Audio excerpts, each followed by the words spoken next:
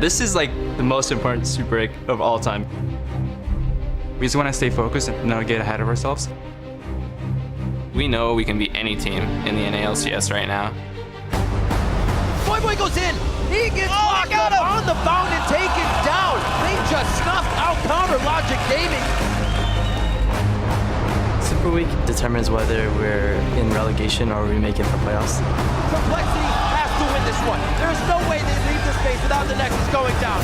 Complexity goes 3-1 on Dignitas. Super Week will basically decide whether we're first place. Looking for a shutout. The Nexus in the eyes of Cloud9, and so is the win. 33 minutes to dismantle the #1 team in the North American LCS. We could potentially be #1 after Super Week. Oh my God! Double and flash. He's still getting taken down. Björnson coming out huge here. Super Week is going to have to bring top intensity from every team. Anything can really happen in this last week.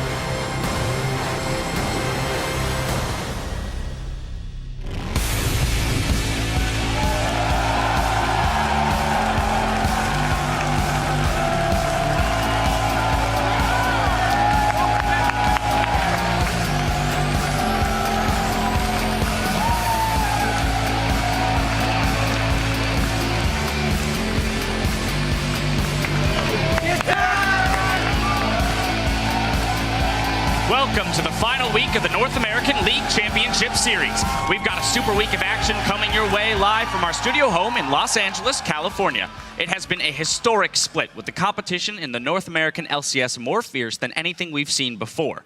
It all comes down to this week. Teams will fight for a spot in the playoffs, for positioning, and to keep the dream of worlds alive. Hello, I'm James Dash Patterson, and joining me at the analyst desk are Joshua Jat-Leesman and Aiden Zyrene Moon. Are you guys ready for this weekend? I'm pretty ready for this weekend. It is a lot of games, but by the end of it, we'll know all the playoff stats. I can't wait. Now, so far this split, 4 teams have locked in a playoff berth, but that's about all we know. LMQ still holds first. Cloud9 and TSM are just 1 game back. Now, how do you see these top seeds playing out? This is going to be so interesting, and it all depends on how affected LMQ is by their off-the-rift issues, right? Because I feel like TSM and Cloud9 are completely surging. We saw last week they both really destroyed, and it's LMQ's to lose in a sense. There's some big matchups, TSM versus Cloud9, TSM versus LMQ, that will show it, but it really has to do with how LMQ does.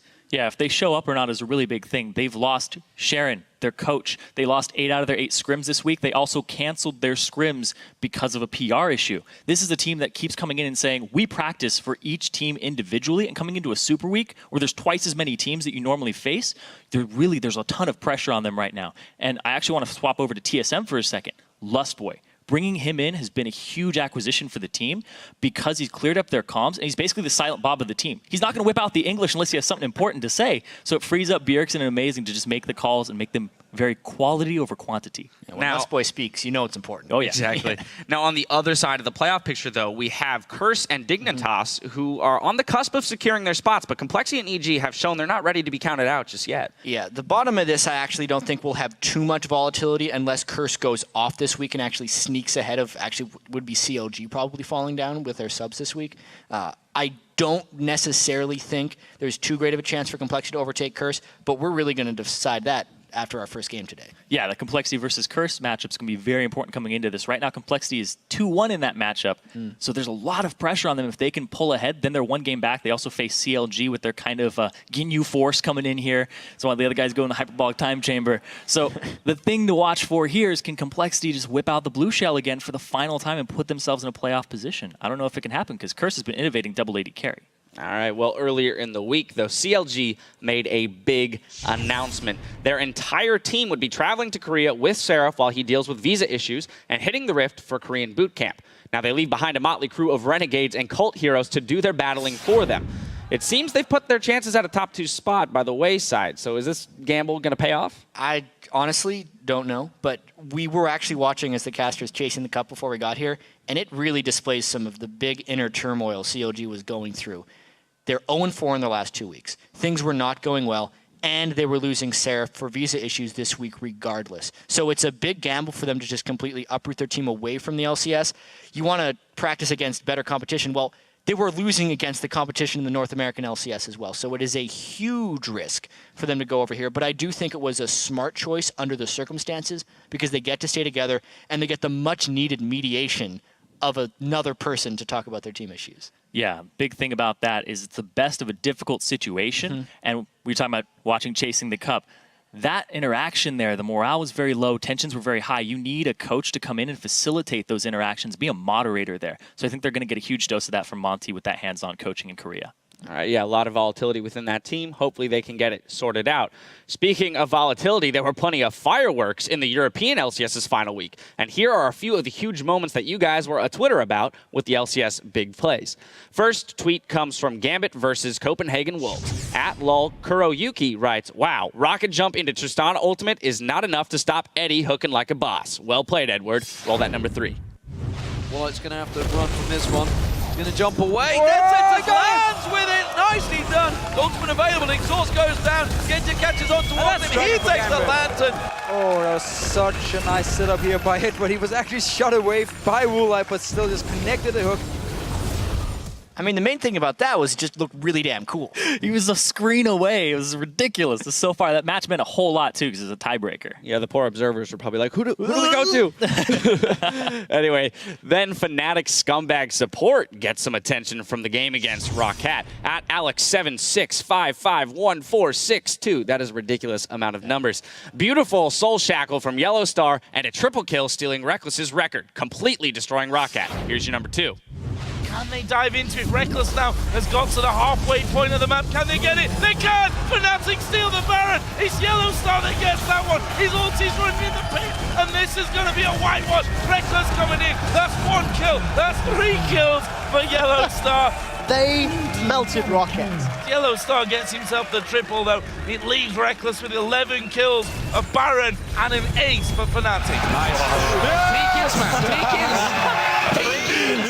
After that triple kill steal, I'm sure that Yellow Star was his second favorite support from Reckless there. Yeah, to be fair, he was only kind of half a support that game. He built a Death Cap and a Zonya's in that one, so he was pretty much another carry. Hey, kill secured. Yeah. All right, and finally, from Super Hot Crew versus Millennium at 131202. What's going on? A lot of numbers, man. What's going on? 2020. That Gragas ult into Yasuo ult at Baron brought a tear to my eye. Go Super Hot Crew. The Wombo combo is your number 1. This is surely all or nothing. The knockup doesn't quite land onto Cocoon does, but there is the Baron picked up, stolen away by the Super Hot Crew, and that was amazing from Impaler, and now they just turn onto Millennium. Impaler gets Baron. There was a 3, maybe 4-man knockup and last breath there from Selfie. Fantastic fight. That was probably the worst possible thing Millennium could have been doing at that moment, but it was still a pretty awesome big play with the Gragas ult into Yasuo. Yeah, I'm pretty sure that's illegal in like 20 different countries. Yeah, just spamming that R key, though. You gotta imagine his finger was hurting a little bit after hitting it that many times. All right, now remember to hop on Twitter and share your favorite plays and accompanying message to us at LOL Esports and use the hashtag LCS Big Plays. Pulling up the European playoff bracket, though, we've got Alliance taking the first seed with Fnatic taking second. Yeah, and in the 3 spot, it's actually Super Hot Crew who will face off against the 6th seed Roccat in a best of 5, and then SK Gaming is in 4th. They will battle Millennium, who holds the 5th seed. Then we'll be kicking off. They will be kicking off their playoffs on Thursday, August 8th. But back here in the States, LMQ holds first place, followed by Cloud9 and TSM tied for second, and CLG in 4th. And then it's Dignitas is sitting in 5th with Curse 2 games back in 6th. Then Complexity and Evil Geniuses hold the bottom spots. Now, closing out our summer split in style, we've got a super week of action coming your way, starting with Curse versus Complexity. And then Cloud9 will battle out against Evil Geniuses, followed by LMQ versus TSM in a huge match. And after that, Complexity will square off against Cloud9 and will conclude our day with CLG versus Dignitas. But stick around after for our Challenger Series coverage as Team LOLPro battles Team 8 for 3rd place. That's the schedule, but we're looking to you to tell us who's going to win. So head over to lolesports.com, click Week 11, and start voting. Also, there you can find all the stats, box scores, VODs, and recaps for your favorite teams and pros, not just from North America, but from the international leagues as well.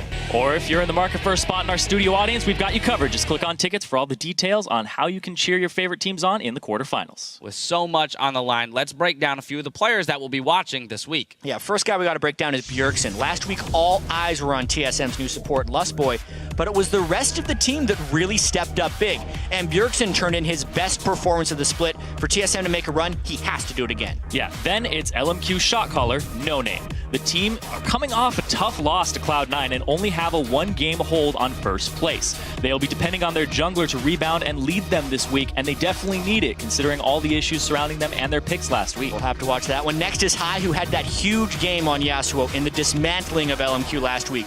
But he needs to have another pick up his sleeve because odds are teams will not risk letting him have Yasuo again. Yeah, and from Evil Geniuses, we'll be watching Crepo, who was playing out of his mind against Curse last week, landing hook after hook and keeps playing their shots and keeping them alive for the playoffs. Hey, it's going to be tough for them, but they still have a chance. Finally, at CLG, the whole team.